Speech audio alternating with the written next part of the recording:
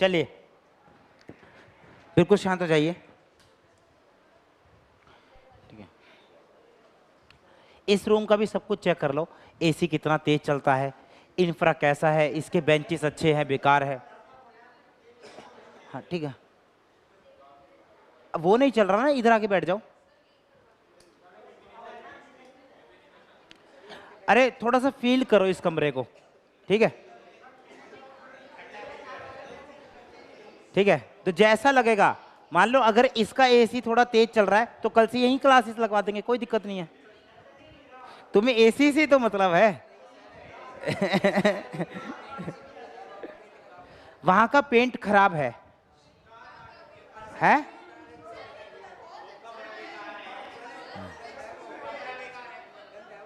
हाँ, अच्छा तार काट ली तूने क्या? अच्छा चूहे ने।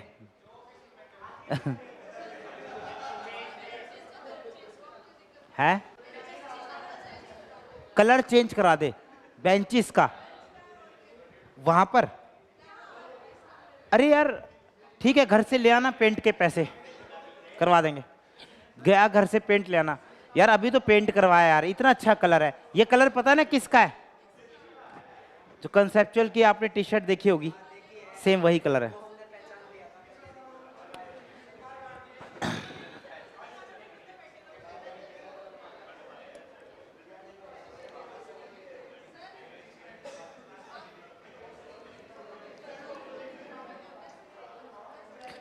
चलिए यार सब शांत हो जाइए, सामने देखिए। बस यार किसी तरह की आवाज ना आए, सब सामने देखिए। देखो हम पढ़ रहे थे कोलिगेटिव प्रॉपर्टी। कोलिगेटिव प्रॉपर्टीज वो प्रॉपर्टी हैं जो सिर्फ सोल्यूट के मोल्स पे डिपेंड करती है, जिन्हें ये मतलब नहीं है कि सोल्यूट हमने कितना लिया है, जिन्हें ये मतलब नहीं है सोल्यूट हमने कितना लिया है, सोल्यूट है कितना। जैसे मैंने दो जगह पानी लिया, एक जगह मैंने डाल दिया 2 मोल्स यूरिया, एक मैंने डाल दिया 2 मोल ग्लूकोज, दोनों जगह 2-2 मोल्स डाल दिए, तो बताओ दोनों सॉल्यूशन की कोलिगेटिव प्रॉपर्टी डिफरेंट या सेम? सेम, क्योंकि दोनों सॉल्यूशन में सोल्यूट के नंबर ऑफ मोल्स भी क्या है? सेम। कोलिगेटिव प्रॉपर्टी ऐसी प्रॉपर्टी है जो सिर्फ सोल्यूट के मोल्स पे डिपेंड करती है। सबसे जो पहली कोलिगेटिव प्रॉपर्टी थी, सबसे पहली जो कोलिगेटिव प्रॉपर्टी थी दोस्तों, वो थी relative lowering in vapour pressure. उसमें मैं क्या समझाता हूं कि जैसे देखो ये प्योर सॉल्वेंट है, इसका वेपर प्रेशर कुछ भी बन रहा है, अगर बाहर से मैं इसमें नॉन वोलाटाइल सोल्यूट डालूंगा तो वेपर प्रेशर क्या होगा? इंक्रीज या डिक्रीज? डिक्रीज। सुनो, जब नॉन वोलाटाइल सोल्यूट डालूंगा तो वो सरफेस पे सॉल्वेंट के कुछ मॉलिक्यूल्स को ब्लॉक कर देगा, तो अब वेपर्स कम बनेंगे। अगर वेपर्स कम बनेंगे, अगर वेपर्स उम्मीद से कम बनेंगे तो वेपर प्रेशर भी कम आएगा। तो वेपर प्रेशर का कम होना, लोवरिंग इन वेपर प्रेशर। और एक फॉर्मूला था relative lowering in vapour pressure का, PA0 minus PS upon PA0 equal to chi B. अच्छा काई बी बोले तो मोल फ्रैक्शन ऑफ सोल्यूट या सोलवेंट? सोल्यूट। ये chi B mole fraction of solute है। बहुत खूब। अगली colligative property osmotic pressure. Osmotic pressure किसी जगह का प्रेशर नहीं है। ऑस्मोसिस को रोकने के लिए जो प्रेशर अप्लाई करा जाता है उसे बोलते हैं ऑस्मोटिक प्रेशर। मान लो एक एग्जांपल दे रहा हूं, एक है हाई कंसंट्रेटेड सॉल्यूशन, एक है लो कंसंट्रेटेड सॉल्यूशन, एक है हाइपरटोनिक सॉल्यूशन, एक है हाइपोटोनिक सॉल्यूशन, एक है हाइपरटोनिक सॉल्यूशन, एक है हाइपोटोनिक सॉल्यूशन। तो बताओ ऑस्मोसिस की डायरेक्शन कहां से कहां होगी? हाइपर टू हाइपो या hypo to hyper? Hyper to hyper. Osmosis की जो डायरेक्शन है वो कहां से कहां होती है? High concentrated solution to low concentrated solution या low concentrated solution to high concentrated solution? Low to high. अगर मैं सॉल्यूशन की टर्म में बातें करूं तो osmosis low concentrated to high concentrated solution होता है। चलो अगली बात, ऑस्मोटिक प्रेशर का भी एक फॉर्मूला पढ़ा था। ऑस्मोटिक प्रेशर को पाई से डिनोट करते हैं। फॉर्मूला क्या था? MRT। अच्छा पाई बोले तो ऑस्मोटिक प्रेशर, M बोले तो मोलैरिटी, R बोले तो यूनिवर्सल गैस कांस्टेंट, T बोले तो, और जब भी आप टेम्परेचर को डालोगे किस में डालोगे? डिग्री सेल्सियस से केल्विन? केल्विन। चलिए third colligative property, elevation in boiling point. जैसे मेरे पास घर में पानी है, मैं जानता हूं पानी का बॉइलिंग पॉइंट 100 डिग्री सेल्सियस है। अगर मैं इसके ऊपर से शुगर डाल दूं, अगर मैं बाहर से चीनी डाल दूं, नॉन वोलेटाइल सोल्यूट ऐड कर दूं, तो बताइए बॉइलिंग पॉइंट इंक्रीज होगा या डिक्रीज होगा? बताओ, बॉइलिंग पॉइंट इंक्रीज या डिक्रीज? इंक्रीज। बॉइलिंग पॉइंट बढ़ेगा, बढ़ेगा तो डिप्रेशन इन बॉइलिंग पॉइंट या elevation in boiling point? Elevation in boiling point. अच्छा, एलिवेशन बॉइलिंग पॉइंट को किससे दिखाते हैं? Delta T B. अच्छा, एक और बात पर बताना, अगर बॉइलिंग पॉइंट बढ़ेगा, मान लो इनिशियल बॉइलिंग पॉइंट है TB naught, initial boiling point है टीबी नॉट, फाइनल है टीबी, फाइनल टीबी, तो बताइए जो एलिवेशन बॉइलिंग पॉइंट होगा वो क्या होगा? टीबी माइनस टीबी नॉट या TB naught minus TB? TB naught minus TB या TB minus TB naught? TB minus TB naught. Very good. ये डेल्टा टीबी किसके बराबर आता है? के बी इंटू एम। अच्छा, के बी का एक नॉर्मल सा नाम तो मैं भी बता देता हूं, मोलल एलिवेशन कांस्टेंट। एक दूसरा टेक्निकल नेम बताओ, एब्लियोस्कोपिक कांस्टेंट। ये के बी किसकी प्रॉपर्टी है? सोल्यूट या सोलवेंट? सोल्यूट या सोलवेंट? सोलवेंट की प्रॉपर्टी है। मेरी बात सुनो, मेरे पास दो कंटेनर में पानी है, एक में मैं यूरिया डाल रहा हूं, एक में मैं ग्लूकोज डाल रहा हूं। अरे सोल्यूट में अलग अलग डाल रहा हूं, सोलवेंट तो पानी को रख रहा हूं, तो के बी दोनों जगह क्या रहेगा? सेम। जो केबी है वो एक सोलवेंट की प्रॉपर्टी होती है। जो केबी है दोस्तों वो एक सोलवेंट की प्रॉपर्टी होती है। अगली चीज, लास्ट क्लास में मैं बात कर रहा था डिप्रेशन इन फ्रीजिंग पॉइंट की। आपको बता देता हूं, मान लो मेरे पास पानी है, पानी पानी पानी पानी का फ्रीजिंग पॉइंट होता है 0 डिग्री सेल्सियस। अगर मैं इसके ऊपर से नमक डाल दूं, अगर मैं इसके ऊपर से नमक डाल दूं, नॉन वोलेटाइल सॉल्यूट डाल दूं, तो बताओ फ्रीजिंग पॉइंट इंक्रीज या डिक्रीज? फ्रीजिंग पॉइंट क्या होता है? डिक्रीज। जैसे याद कर लो, बॉइलिंग पॉइंट का उल्टा होगा। बॉइलिंग पॉइंट क्या हो रहा था? इंक्रीज या डिक्रीज? इंक्रीज। तो फ्रीजिंग पॉइंट क्या होगा? डिक्रीज। अगर डिक्रीज हो रहा है तो इसका मतलब डिप्रेस होना। डिप्रेस होना तो टॉपिक का नाम क्या था? Depression in freezing point. और जो डिप्रेशन इन फ्रीजिंग पॉइंट है उसको मैंने डेल्टा टीएफ से दिखाया था। Delta TF, TF not pure solvent का फ्रीजिंग पॉइंट। जब मैंने नॉन वोलेटाइल सोल्यूट डाल दिया तो टीएफ है फ्रीजिंग पॉइंट ऑफ सॉल्यूशन। तो डेल्टा टीएफ है डिप्रेशन इन फ्रीजिंग पॉइंट। जब आपसे कोई बोलता है ना, पता डिप्रेशन इन फ्रीजिंग पॉइंट कितना हुआ, तो आपको वैल्यू बतानी है। ये नहीं बोला डिप्रेशन -2, अरे वो आपसे वैल्यू पूछ रहा है।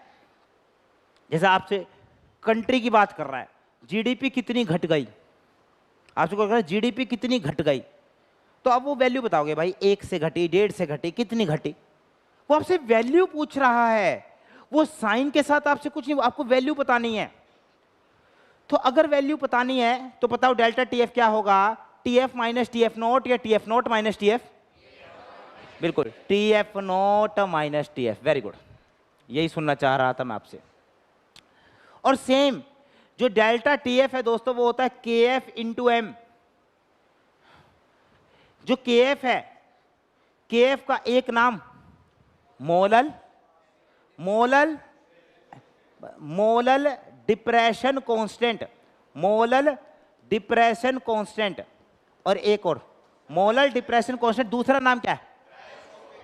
हाँ, मैंने कहा था जैसे आपको फ्रीज में बंद कर दिया, मान लो जब आप छोटे थे, जैसे फ्रीज में चले जाते थे तो आप रोने लगते थे, ठीक है? तो ठीक है, अरे कभी गलती से जैसे आप शोर कर रहे हो या पेरेंट्स को परेशान कर रहे हो तो वो एकदम से फ्रीज में आपको बंद कर देते थे, या तो स्टोर रूम में बंद करते थे या फ्रीज में करते थे। आपको ज़्यादा अगर थोड़ा सा उन्हें परेशान करना होता तो आपको फ्रीज में बंद कर देते थे, ऊपर आइस वाले उसमें। ठीक है? नहीं नहीं नहीं, अरे मुझे तो किसी बच्चे ने बताया था कि मेरे साथ ये करते थे बचपन में, मेरे साथ नहीं हुआ ऐसा। अबे ज्यादा देर के लिए नहीं, तुम क्या सोच रहे हो, मतलब बच्चे को 10 घंटे के लिए थोड़ी ना बंद कर देते थे। मतलब जैसे बंद करा, फ्रीज बंद करा, फिर एकदम से खोला, निकाल लिया, ऐसे करते थे। और वो भी हर घर में नहीं होता ऐसा, ठीक है? अच्छे घरों में तो नहीं होता। ठीक है, वो तो बहुत बुरी पनिशमेंट है यार। अंदर मैं खुद सोच रहा हूँ, जैसे पानी जमता है, अगर हम हमें कोई जमाने लगे तो कैसा लगे। ठीक। चलिए कोई बात नहीं। देखो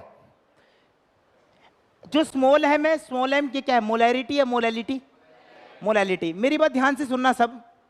देखो ये केएफ भी किसकी प्रॉपर्टी है, सोल्यूट या सोलवेंट? ये भी सोलवेंट की प्रॉपर्टी है। चलिए ठीक है, आता है डिफाइन केएफ। केएफ को डिफाइन करो दोस्तों, एग्जाम में आता है डिफाइन केएफ। तो देखो केएफ को डिफाइन मैं कैसे करता हूं, if molality of solution is 1, अगर मैं मोलैलिटी को 1 ले लूं, अगर मैं इस मोलैलिटी को 1 ले लूं, अरे मोलैलिटी 1 ले सकता हूं, मैं सॉल्यूशन की मोलैलिटी को 1 बना सकता हूं, बना सकता हूं। चलो मैंने बना दिया। जैसे इसको 1 पुट करा तो देखो delta T F equal to K F into 1। इस मोलैलिटी को मैंने 1 बनाया, जैसे इस मोलैलिटी को 1 बनाया, इसे 1 पुट कर दिया, तो देखो delta T F equal to K F into 1। तो देखो डेल्टा टी एफ क्या होता है, elevation boiling point, depression freezing point. जो के एफ है ना वो डिप्रेशन फ्रीजिंग पॉइंट के बराबर आया है। इसका मतलब पता क्या, अगर आप अपने सॉल्यूशन की मोलैलिटी को 1 पुट कर दो तो फ्रीजिंग पॉइंट में जो डिप्रेशन होगा, फ्रीजिंग पॉइंट में जो डिप्रेशन होगा वही आपका के एफ है। ये के एफ को निकालने का तरीका है। ठीक है, मान लो मैं सॉल्यूशन की मोलैलिटी को 1 बना दूं, मैंने क्या करा, किसी ने मुझे कहा चलो पानी का के एफ निकालो, पानी का के एफ निकालो। मैंने क्या करा, पानी लिया, उसमें सोल्यूट डाला, इसकी मोलैलिटी को 1 बनाया। अब मैंने देख लिया कितना फ्रीजिंग पॉइंट घटा, कितना फ्रीजिंग पॉइंट घटा, जितना फ्रीजिंग पॉइंट में डिप्रेशन आएगा वही मेरा केएफ होगा। तो what is KF? KF is depression in freezing point when molality of solution is 1। तो what is KF? KF is depression in freezing point, depression in freezing point when molality of solution is 1, when molality of solution is 1। अगर मैं solution की molality को 1 put कर दूं तो जो भी फ्रीजिंग पॉइंट में डिप्रेशन होगा वही मेरा केएफ है। मान लो मुझे किसी ने कहा चलो एल्कोहल का केएफ निकालो, तो मैं पता क्या कहूंगा, एल्कोहल में सोल्यूट डालूंगा, मोलैलिटी को 1 बनाऊंगा, कितना बनाऊंगा 1। फिर मैं देखूंगा यार इसका फ्रीजिंग पॉइंट कितना घट गया, जितना डिप्रेशन आएगा फ्रीजिंग पॉइंट में वही तो केएफ है। तो ऐसे केएफ निकाला जाता है। और जब आपको एग्जाम में बोला जाए डिफाइन केएफ तो आपको ये लिख करना है, KF is depression freezing point when molality of solution is 1। देखो हल्की हल्की बात ये समझ में आती है कि अगर मैं प्योर सॉल्वेंट के अंदर नॉन वोलाटाइल सोल्यूट मिलाऊंगा, अगर मैं प्योर सॉल्वेंट के अंदर नॉन वोलाटाइल सोल्यूट लाऊंगा तो फ्रीजिंग पॉइंट घटेगा घटेगा घटेगा घटेगा। चलिए ठीक है, अब इसकी एप्लीकेशन देखना, इस कोलिगेटिव प्रॉपर्टी की एप्लीकेशन देखना। एंटी फ्रीज, देखो यार एंटी फ्रीज, इसको जानने से पहले एक छोटा सा कंसेप्ट जानिए। जैसे मैं कहूं पानी का फ्रीजिंग पॉइंट कितना होता है, 0 डिग्री सेल्सियस। अगर मैं टेम्परेचर को फ्रीजिंग पॉइंट से ज्यादा रखूं तो बताओ फ्रीजिंग होगी या मेल्टिंग? देखो अगर मैं टेम्परेचर को 0 डिग्री सेल्सियस से ज्यादा रखूं तो फ्रीजिंग होगी या मेल्टिंग? मेल्टिंग।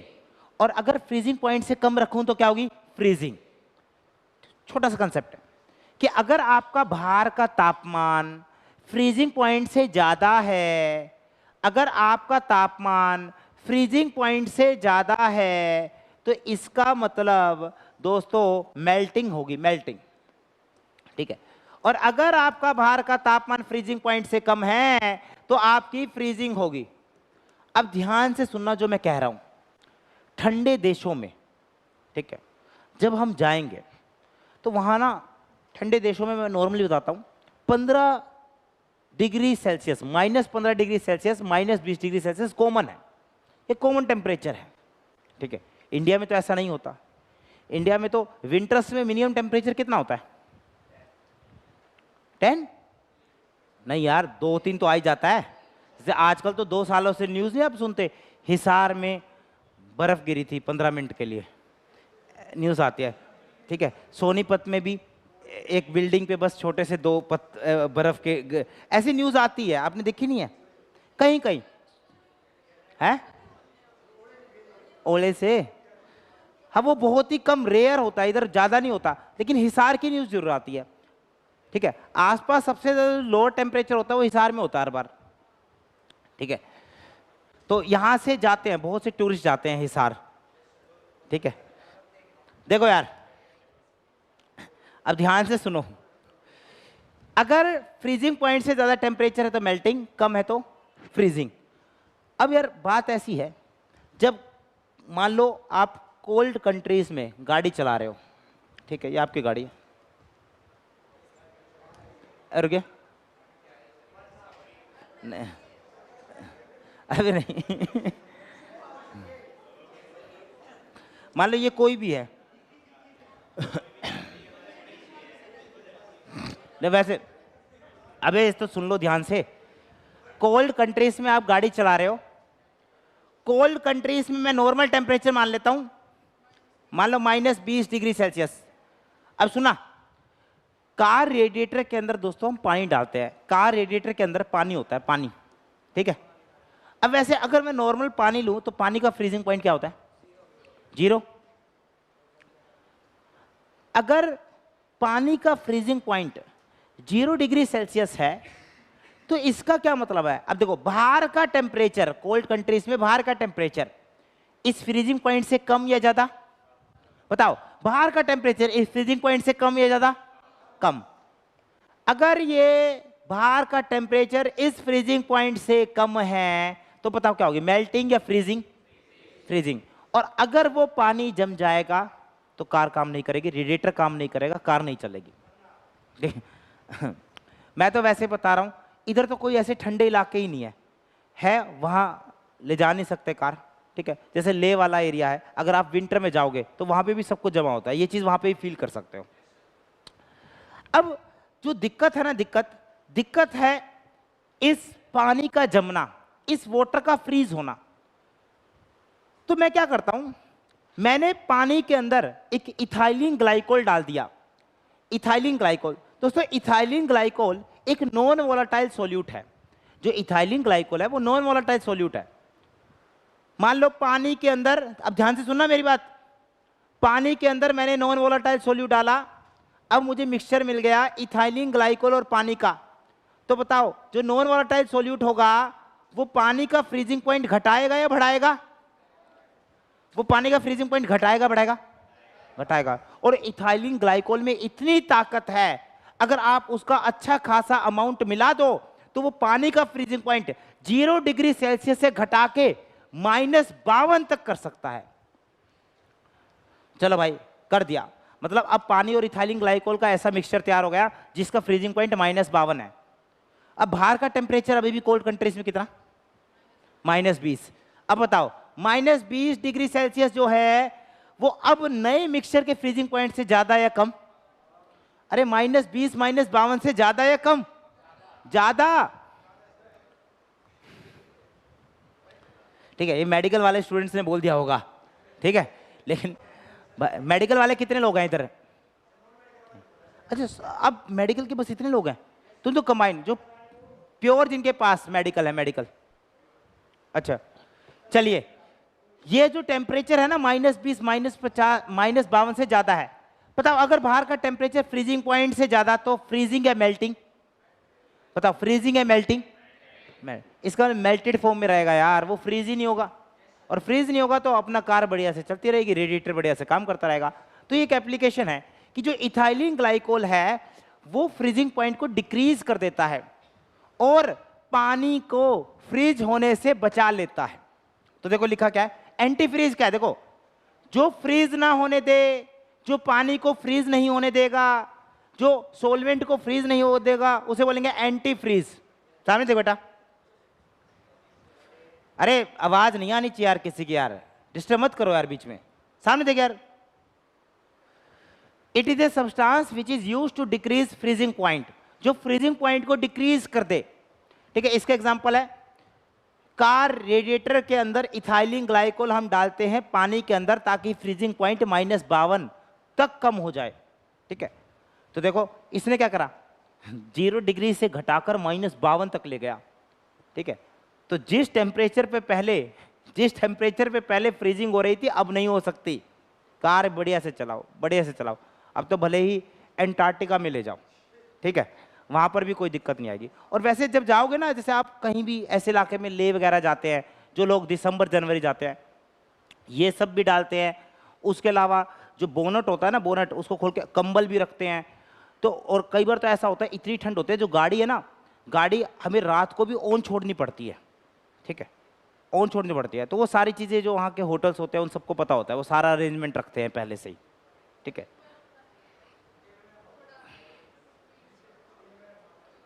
देखो यार, जिनको ये समझ में नहीं आया एक बार दोबारा से सुन लो। पहले पानी का फ्रीजिंग पॉइंट क्या था, 0 डिग्री सेल्सियस। ठीक है, बाहर का टेम्परेचर कितना था, -20।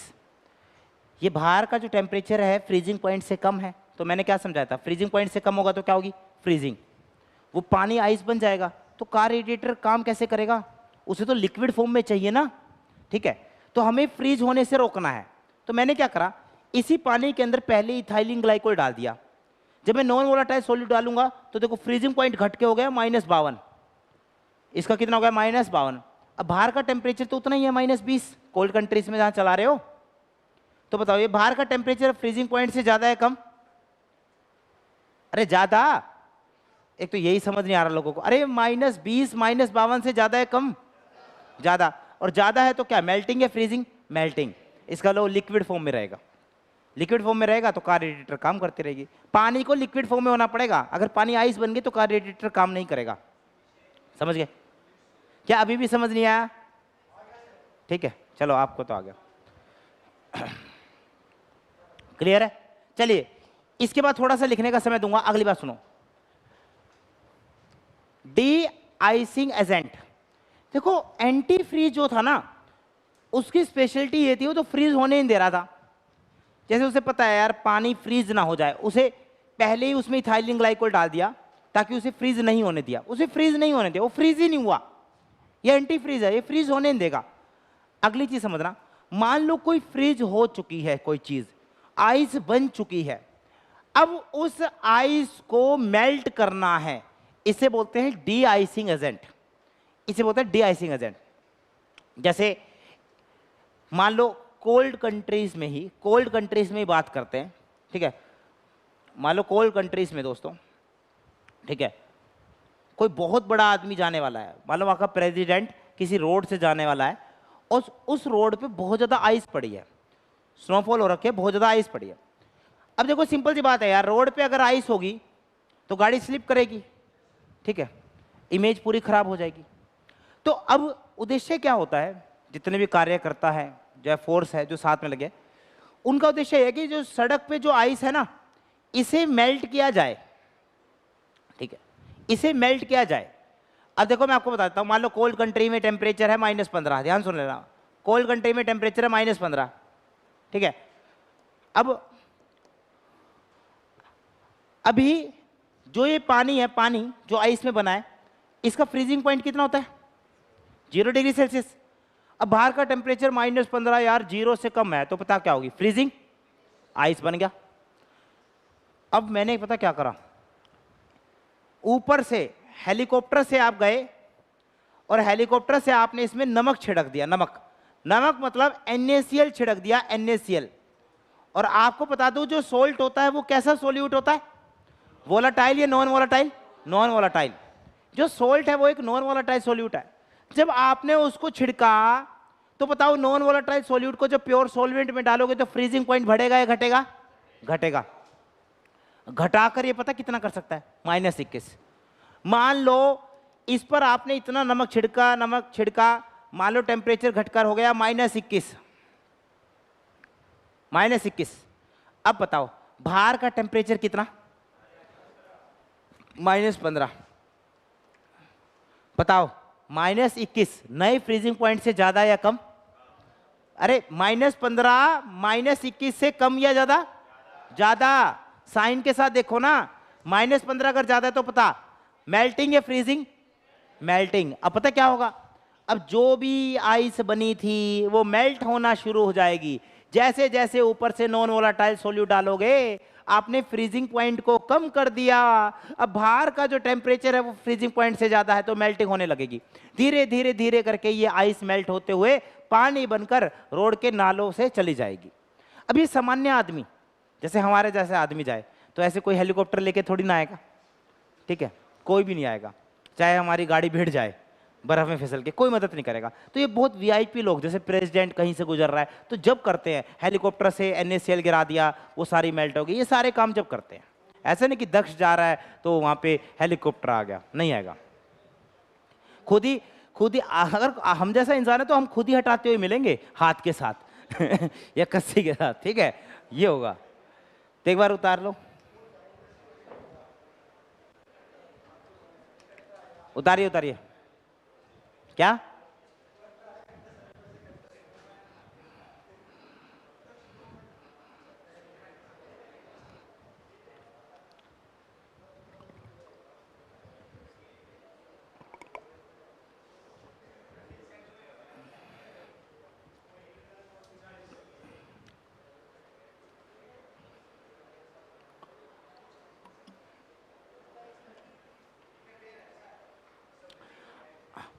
आप ना न्यू स्टूडेंट, अभी जितना भी, अब तो ये चैप्टर अंतिम फेज में है, इसे 2-3 लेक्चर बचे हैं, ठीक है।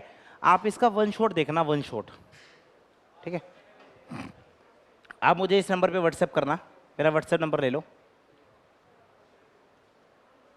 मैं आपको वन शॉट का लिंक भेज दूंगा, ठीक है। लिख देना, आप पता क्या लिखना, अपना नाम, न्यू स्टूडेंट, कंसेप्चुअल बैच, नीचे 12th, और ऐसे लिखना नीचे प्लीज सेंड वन शॉट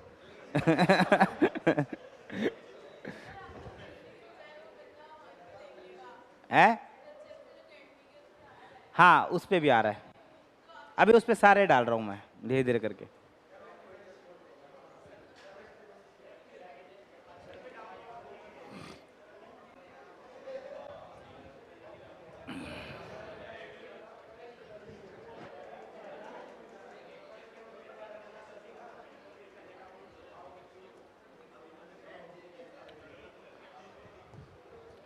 उतारिए।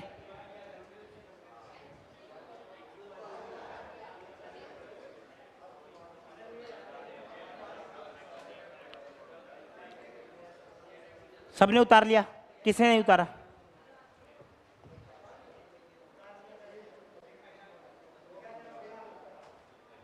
उतारिए।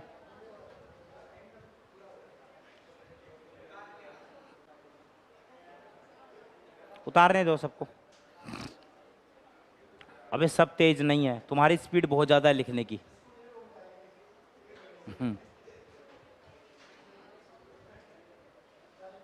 मैं उम्मीद करता हूं पुरानी आदतें छूट गई हैं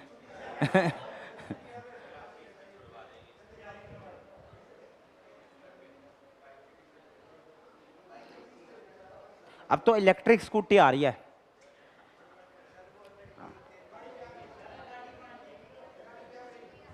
उबर ने निकाली है शायद इलेक्ट्रिक स्कूटी 1.5 लाख की, बहुत अच्छी, महंगी बहुत है, 1.5 लाख की। अच्छा,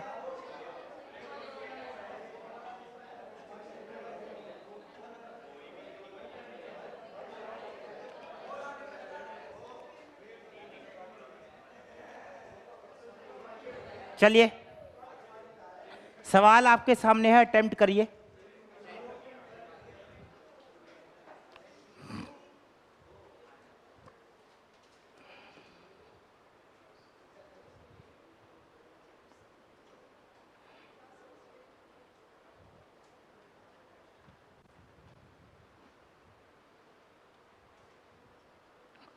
ध्यान से सुनो, पहले मैं सवाल रीड करता हूं, समझाता हूं सवाल में क्या पूछा गया है। देखिए, सब सामने देखिए। What mass of ethylene glycol, ethylene glycol का मोलिकुलर मास दे रखा है 62, is added into 5.5 kg of water.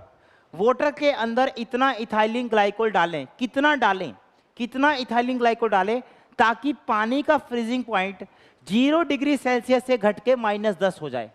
ये तो हम जानते हैं, अगर पानी के अंदर नॉन वोलेटाइल सॉल्यूट डालेंगे तो फ्रीजिंग पॉइंट कम होगा।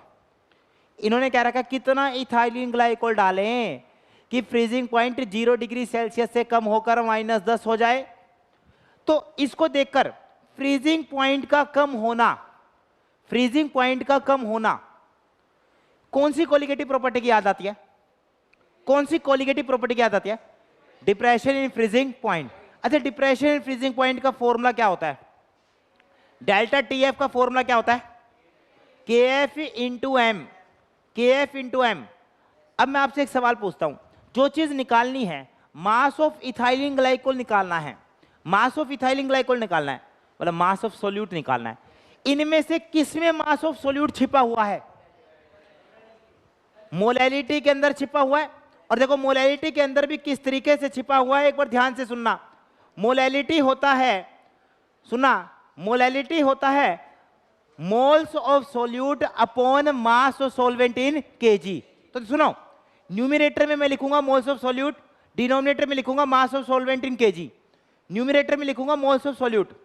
मुझे सोल्यूट का मास निकालना है, मैं मान लेता हूं सोल्यूट का मास है स्मॉल एम, लेट मान लेता हूं सोल्यूट का मास है स्मॉल एम। तो बताओ सोल्यूट के मोल्स कितने होंगे? सोल्यूट, अगर मुझे मास मालूम है स्मॉल एम, वो तो निकालना है वैसे, अगर मास मालूम है तो मोल्स कैसे निकालते हो? Moles equal to mass upon molar mass. तो सुनो ध्यान से, मास अपॉन मोलर मास कितना? 62। अच्छा एक बात सुनना ध्यान से, ये स्मॉल एम क्या था? मोलैलिटी। ये स्मॉल एम क्या है? Mass of solute. क्या है? Mass of solute. ये मैंने मास ऑफ सोल्यूट माना है। नीचे है mass of solvent in KG. क्या सोल्वेंट का मास दे रखा है? यस। कितना दे रखा है? 5.5 kg। अरे पानी ही तो सोल्वेंट है, और पानी का मास दे रखा है केजी में 5.5, यहां 5.5, 5.5। चलिए बहुत खूब। अब ध्यान से सुनो, एक एक चीज पुट करते चलो। डेल्टा टीएफ लिखता हूं अभी, सुनना ध्यान से। वैसे जो डेल्टा टीएफ था, डेल्टा टीएफ वो क्या होता है? टीएफ माइनस टीएफ नॉट या TF not minus TF? TF not minus TF. ठीक है, अब इसकी वैल्यू डालते हैं। What is TF not? Pure solvent का फ्रीजिंग पॉइंट। सामने देखो यार, अबे यार बार बार नहीं बोलना चाहिए, सामने देखो। प्योर सॉल्वेंट का फ्रीजिंग पॉइंट 0।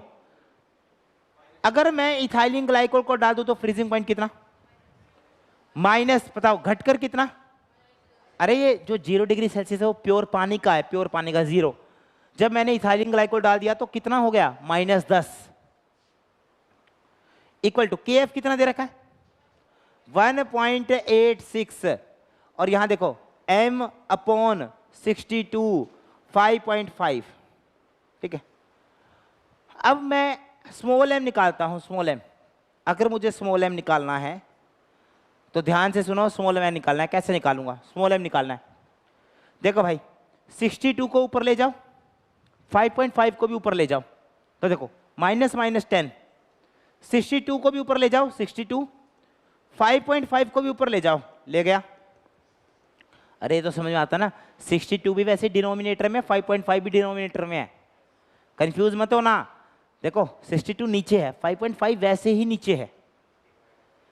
जो न्यूमरेटर का डिनोमिनेटर है वो भी तो असल में डिनोमिनेटर होता है, जो न्यूमरेटर का डिनोमिनेटर है वो भी डिनोमिनेटर में है, और डिनोमिनेटर के जो ऊपर है वो वैसे ही डिनोमिनेटर है।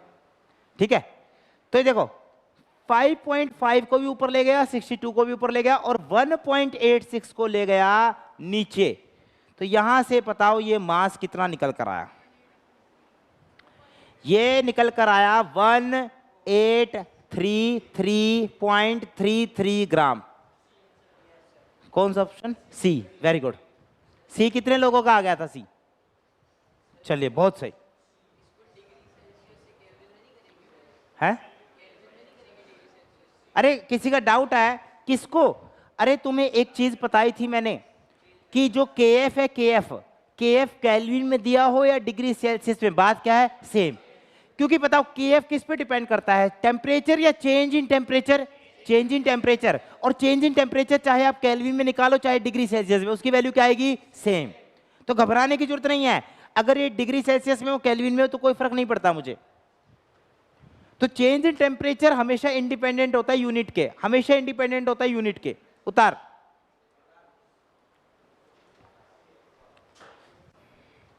मजा आ रहा है पढ़ने में? अबे अरे मजा आ रहा है पढ़ने में? क्या मजा आ रहा है? अच्छा ये चेन क्या है, चांदी की है? नहीं नहीं,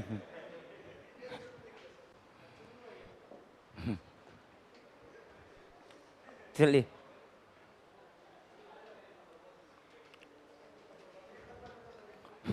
उतारिए।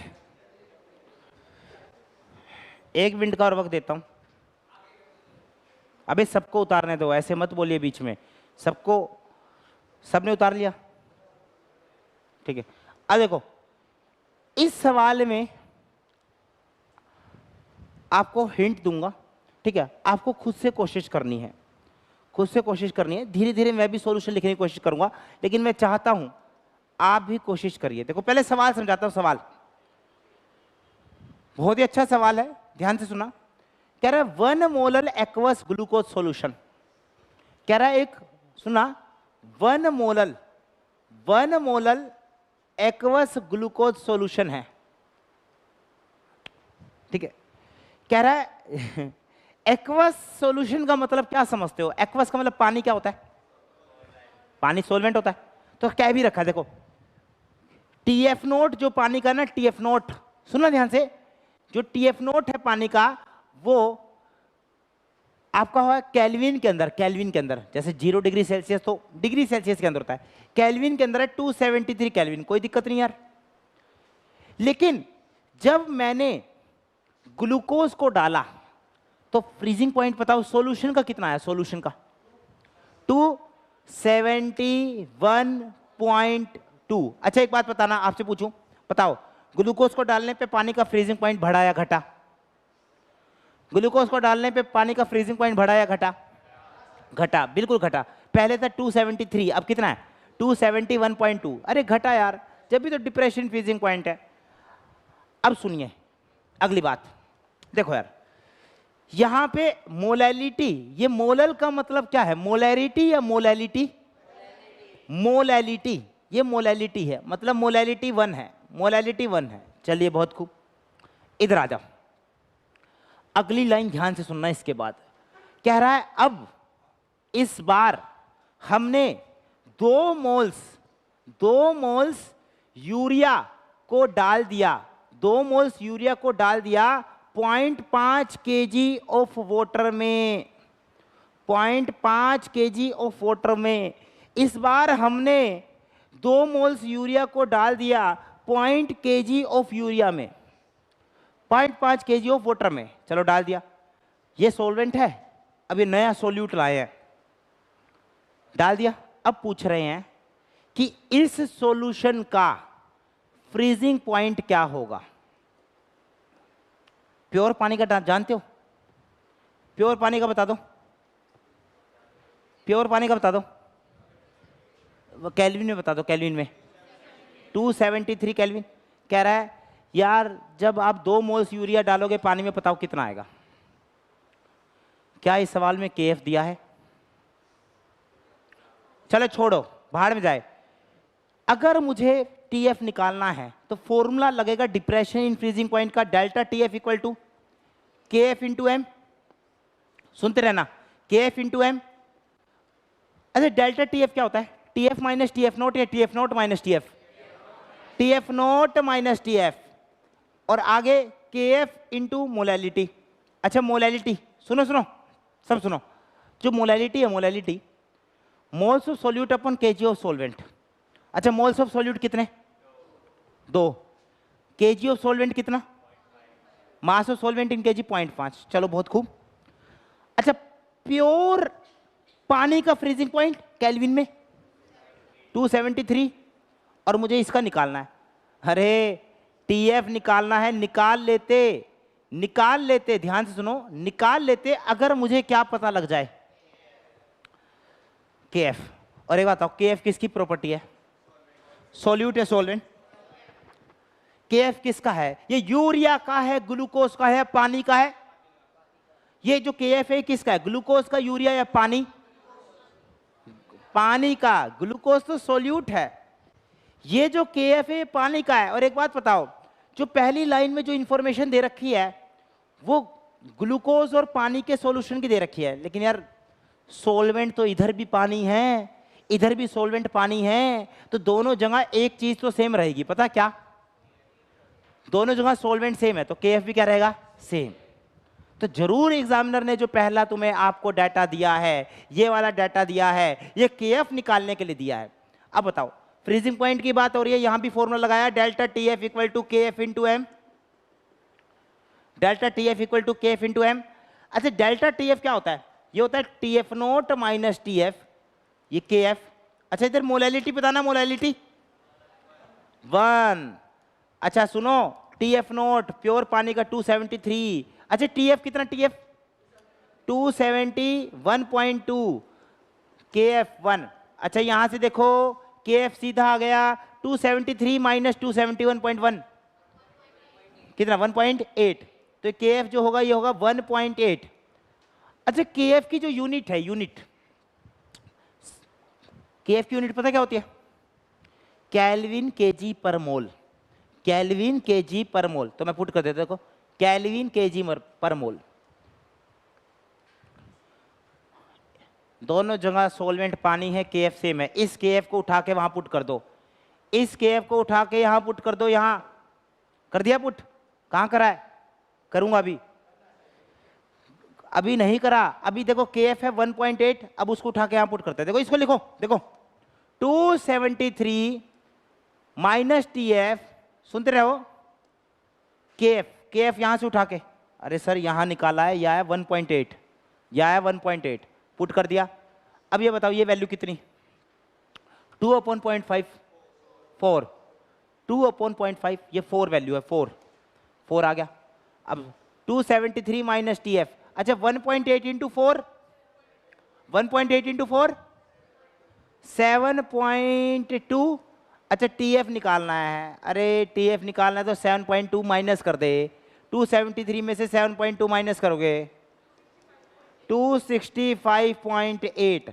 अच्छा, यूनिट बताओ, डिग्री सेल्सियस है केल्विन? क्या कोई भी ले लूं? नहीं, वो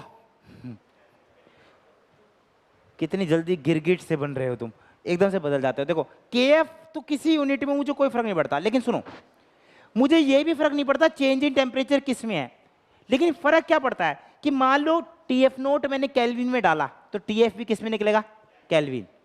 जो टी एफ नोट मैंने जिस यूनिट में पुट करा उसी में टी एफ निकलेगा, तो ये आपका केल्विन में निकल गया।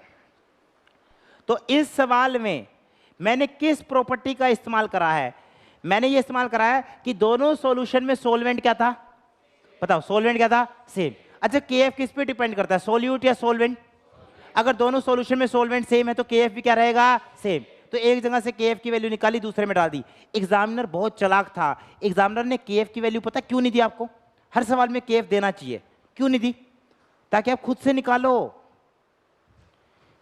देखो कई बार सीधा दे देता है, यहां के एफ की वैल्यू क्यों नहीं दी? ताकि खुद से निकालो। अगर एग्जामिनर ने आपको के एफ की वैल्यू नहीं दी तो ऐसा नहीं है पानी की मुझे याद है 1.86 वही लगा दी, भाई उसने सवाल में जरूर आपको ऐसी इंफॉर्मेशन दी होगी जिसकी मदद से आप के एफ की वैल्यू निकालोगे, फिर उसे यूज करोगे। तो अगर दे रहा है के एफ तो सीधा इस्तेमाल करो, नहीं दे रहा ना तो सवाल से ही निकालो। सवाल में जो इंफॉर्मेशन दी हुई है उसका इस्तेमाल करके के एफ को निकालो, फिर उसे यूज करो। क्लियर है? ठीक है, उतार।